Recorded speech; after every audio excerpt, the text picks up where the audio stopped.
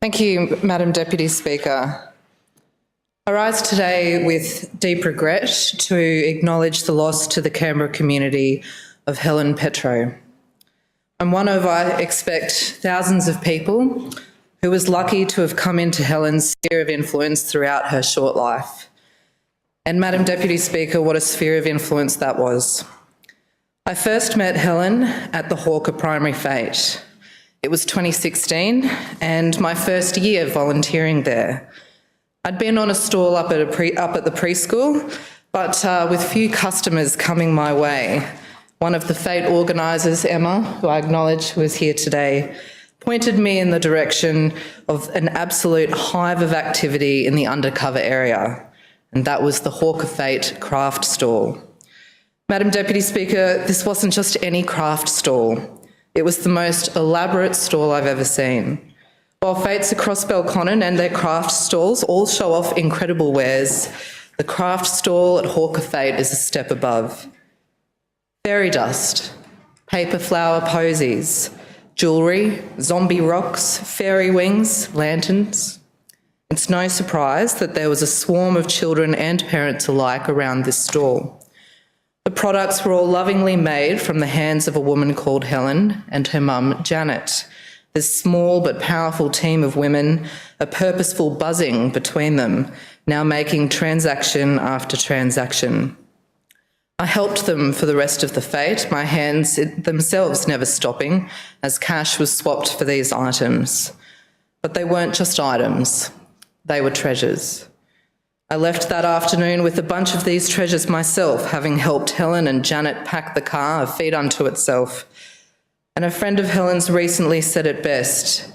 Each person, and there were so very many, who purchased one of Helen's creations now carry a little piece of her enthusiasm and joy for creating beautiful things. I feel very lucky, Madam Speaker, that I'm one of those people. Helen made this incredible impression on me. The Hawker Fete is always a highlight for me, but seeing and assisting Helen on and in the lead up to the fetes in 2017 and this year left me with this boost that's hard to describe. And since Helen's death, I've learned that this boost that Helen could provide, only Helen could provide, was felt far and wide in the Canberra community. Absolutely in the Hawker primary community, where Helen was not only a fete fundraiser force, but a firm friend, a supporter, a nurturer to children, teachers and other parents, but also as an intensive care paramedic who topped her class, cross-trained and also worked as a communication centre clinician, assisting thousands of Canberrans for 2 decades.